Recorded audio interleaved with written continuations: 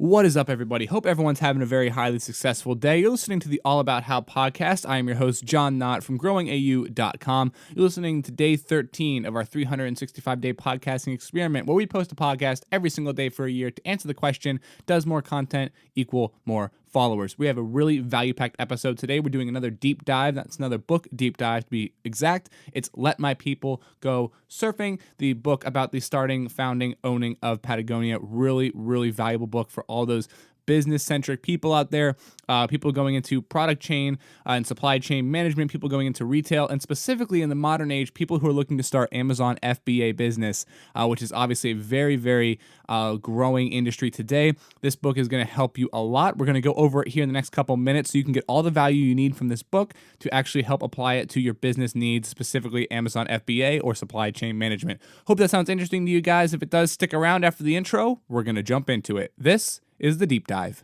It's all about how in 2020 we're going to leave the world a better place than we found it.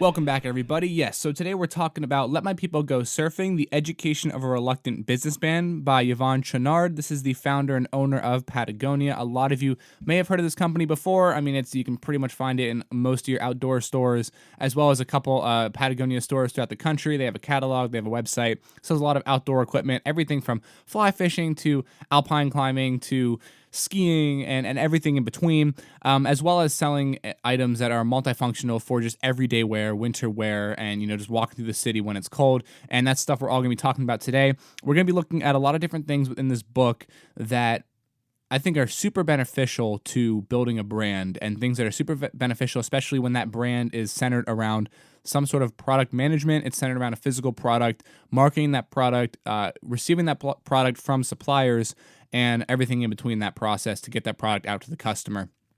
And obviously, with the Amazon FBA business, that is pretty much what you're doing 24/7. So we're going to be talking about this book, how it applies to that, and we're just going to go ahead and jump into it. So the first thing I want to say is the book's broken down into a couple different sections here. The two sections we're going to be talking about today are history and then philosophy. So the history section just talks a lot about the history of Patagonia, how it was formed, stuff like that. And then the business section talks a lot about, or the philosophy section talks about his business philosophies and different things of that nature. So we're going to be looking at those two sections today. And there's a couple sections at the end regarding environmental protection, regarding, it says one for the Planetary Alliance and stuff of that nature, which I think are excellent reads as well, and I'd highly recommend picking up this book. If you are interested in picking up this book, there will be a link to that on whatever platform you're listening on, wherever links are located. You can find that there. It is an affiliate link, so if you do decide to pick up this book, I appreciate you supporting the show. Let's jump into this deep dive. Let My People Go Surfing. One thing that I pulled from the history section, it's the one thing that I felt was necessary to write down. This is what I wanted to bring forward. And it talks about being an 80%.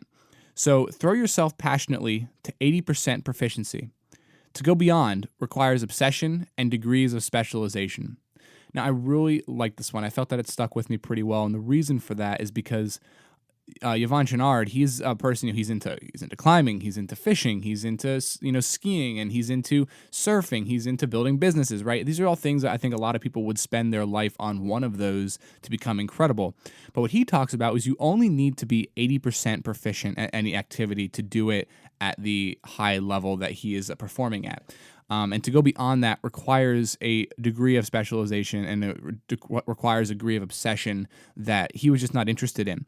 And I think this rung with me quite well, because if we think about it, we're looking at like the diminishing returns and stuff like that. The more, you put a little bit of practice into something at the beginning and you get significantly better. But by the time you get to 80% and beyond, the amount of time, effort, practice, obsession, and specialization, as he refers to it, that you would need to place in any sort of activity to actually move up a couple percentages in proficiency, it's going to be a lot harder just because of the diminishing returns scale. So I really agree with this here. I think anything that we want to really achieve, it's important that we achieve 80% efficiency and move forward. That also plays into the idea of just start and don't wait for the right moment. Don't wait for things to all line up. Don't wait for the stars to get in alignment. Just start because you can learn more as you go. You don't need to be 100% ready at the beginning. Just be 80% proficient. So I like that. And that was the one thing we took, again, from the history section. So jumping into the philosophy section here, the first one we're going to look at is product philosophy. And I think this is where it's really going to apply and start to apply for people like Amazon FBA. So let's talk about it here. The first thing that he says here, which I feel is just, it kind of sets the tone for everything that Patagonia is and everything that I think a lot of companies should strive for. And it's very simple. It's 4 words: be the absolute best. Be the absolute best. And I think that is really important. We talked about before in an earlier podcast, reiterating and being different from other people and to have that kind of advantage on those initial insights of your business, all of which I believe to be very important. And one of the things that can help you out the most, if you have those initial insights, if you have those sort of right and non-consensus ideas regarding your business, what you could do is, if you are the absolute best in whatever it is you're starting up, the amount of space that you're going to place between you and your Me Too competitors that are going to follow is going to be astronomical. So I really do agree with that. Be the absolute best. Because let's think about FBA here.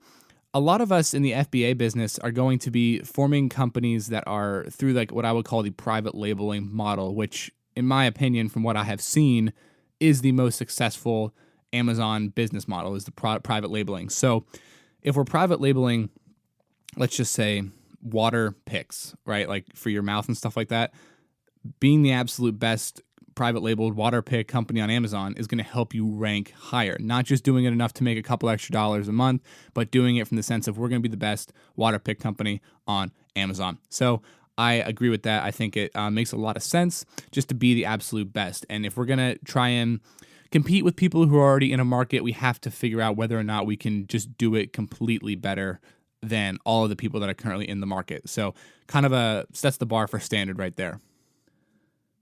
Another thing that he talks about in that section that I think is very appropriate is quality is not subjective, but taste is subjective. So what he's talking about there is he's talking about the quality of his clothing that he creates.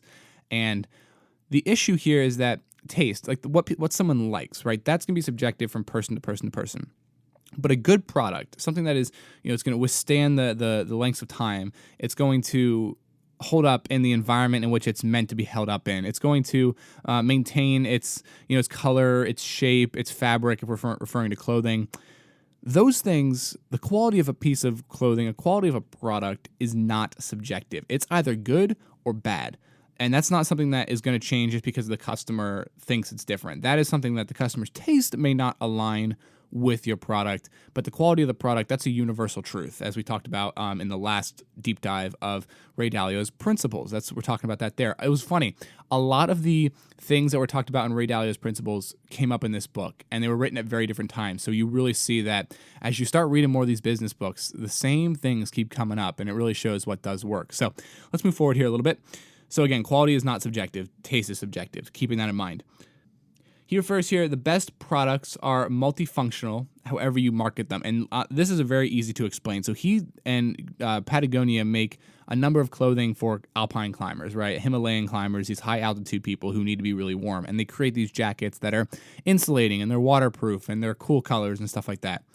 So you market to those people, but then you also understand that the majority of the globe who isn't into climbing can still buy your jackets for simple walking around the city and it's cold. It's winter, I need a winter jacket. And they can buy those alpine climbing jackets because they just look like normal coats.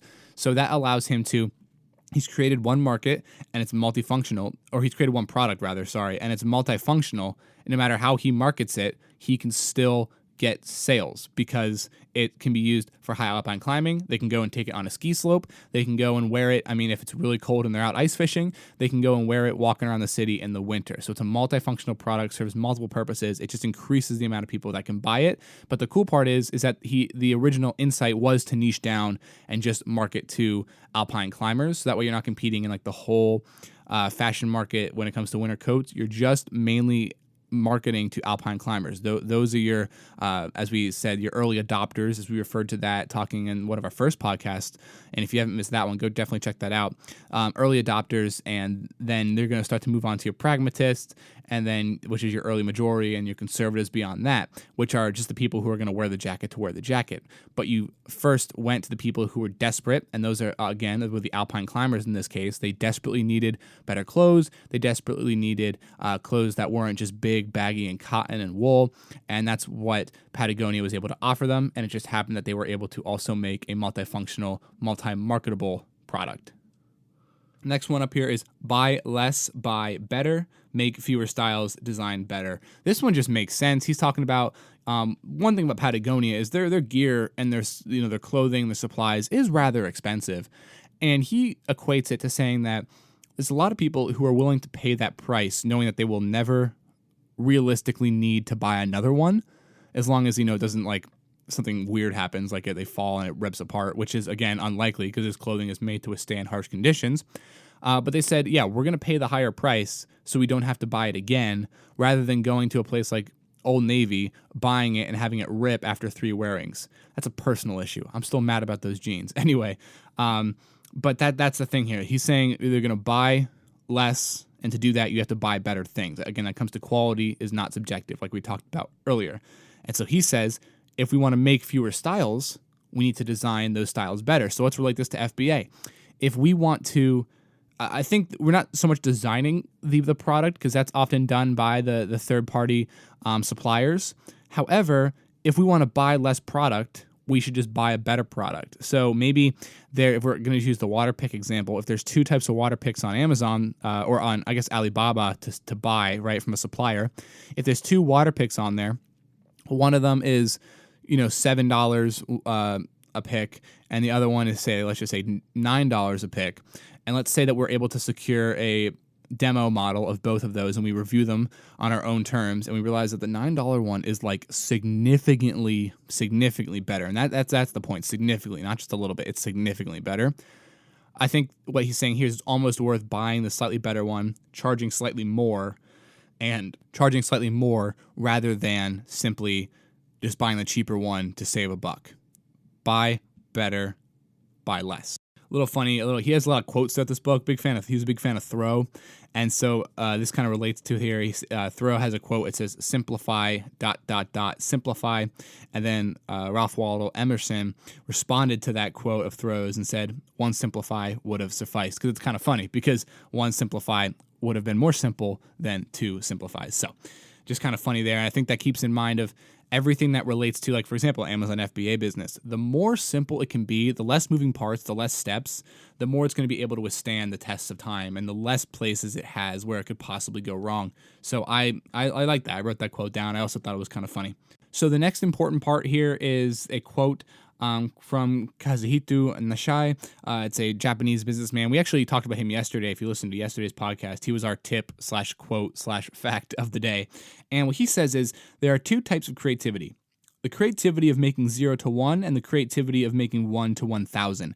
So we're talking about there's 2 different types of skill sets you need. Not only do you have to figure out the startup, right? That's like 0 to 1, again, like the Peter Thiel book, 0 to 1. So not only do you have to have the creativity to get it from that point, but also there's now another skill set that once you have the 1, growing it to the 1,000 is a whole new set of challenges, a whole new set of skills that you need to have. And let's be honest, if we're 80% efficient at both, we can probably take care of both of those problems. Again, as we talked about, only needing to be 80% efficient. Okay, let's move forward here. We're going to go ahead and jump on over into production philosophy. And the big takeaway from the production philosophy section is very simple. It's one thing. Identify your goal, then forget about your goal, and just focus on the process. So once you know what it is you need to do, stop worrying about that and just worry about how it is you're going to get there. That was the big thing taken away from the production philosophy section. That can apply to, okay, I want to start an excellent Amazon FBA business. That's the goal.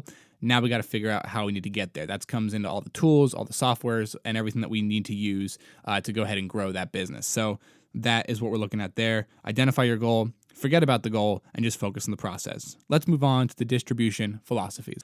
The big thing he talks about here, and I think we've seen a lot of companies doing this recently, and that's selling yourself as much as the product. So if people can really agree with you as a company, they can get behind you and support you as a company and a culture, the more likely they are to go ahead, purchase, buy your product. Again, that's where if you're starting an FBA business, specifically private labeling, if you can get people to get behind whatever brand you build around the product, the more likely it is for that product to sell long term, because what you're going to do is you're essentially going to separate yourself from essentially the curve of diminishing returns again, and the sense that as more people enter the market, the price is either going to go up or go down, you're going to move, and your profits are going to continually decrease because more people are going to be selling at lower rates, stuff like that. But if you can build a brand around your product, you essentially create a bubble around yourself that prevents you from losing those sales just because more people are entering the market. So I found that to be pretty interesting that he's talking about it in here, that you need to sell yourself as much as you're selling the product. Now, this next part is specifically referring to mail orders, so I'm not quite sure how well it will apply to Amazon FBA, but it does have some numbers involved into it, so I did want to share it. He's talking about mail order fulfillment here, and that the best place for your fulfillment to be is 93 to 95%. And you might be thinking, that's kind of low, actually. I thought it would be higher. Well, it turns out if you want to go from 93 or 95% up to a 98% fulfillment rate on your orders, it requires you to double your inventory. And that again, just diminishing returns. To increase that little bit of percentage at the end, you have to double what it is you're already doing. So he says 93 to 95% is the place that you want to sit. I would think with Amazon FBA, with it being an online selling business, obviously we have the ability to say just out of stock, so people aren't going to order it and be essentially upset that, oh, now I can't get it, I already ordered it. We do have the ability to set things as out of stock. We have the ability to order more in a quick period of time, hopefully, depending on how you're shipping it, if you're going by air or by sea. But we do have a little bit of ways to maintain an inventory maybe slightly easier than, say, a mail order inventory would be. Also, though, we can look at this in such a way that if we have the people coming to the site, people coming to our Amazon platform when the product is not available, we don't want that to be more than 5% of people coming to see that the product isn't available to purchase. So if we're looking at it that way, that's one way we can apply this tip. Now, in this particular section, he's referring to running a great retail store, and he says running a great retail store requires hard work and great customer service. This applies easily to Amazon FBA. Even though we're not running a retail store, we are running a retail site, even if it is just a little product on Amazon. And if we can build that private labeling, right? So essentially, our retail store is online. It's the internet. If we build a private labeling company that has great customer service, that strives to essentially help solve any unfortunate situations that come up with customers, the better off we're going to be, and the better brand and better private label that we're going to be able to build. I think when we start these private label businesses on Amazon, we have to realize that, yeah, we better be willing to put in the work as if it were it is one of our own businesses. So you have to treat it like that. It's really not just a side hustle income. So the next thing we're going to talk about here is image, specifically how that image can then help you convert sales to your company. So this book talks about that ads require 7 to 8 viewings to register to a viewer that they need to follow. They need to take your call to action statement seriously, and they need to do something. 7 to 8 viewings. So if you're paying for these ads on platforms, that's a lot of money that you need to spend before viewers and people are going to actually begin to listen to whatever it is your ad is asking them to do. And if we're thinking about 7 to 8 viewings, you better have really good targeted ad placement to make sure that those people are actually seeing it 7 to 8 times, and it's not just going to different people.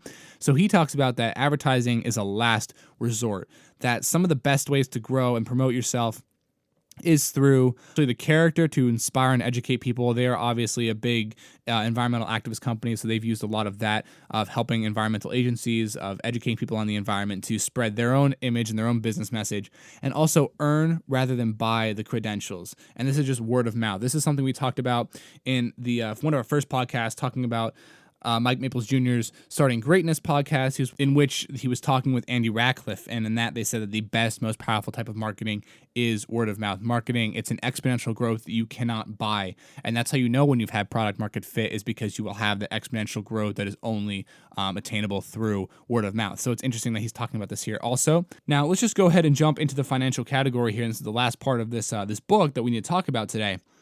And what they say is the most profit that you are going to attain is by selling to loyal customers, and that the presentation of your product outsells messiness. I found this to be really important. Obviously, presentation comes down to brand image, that will come down to private labeling, as well as, he says, the most profit is by selling to loyal customers. That's selling to the people who originally needed the product.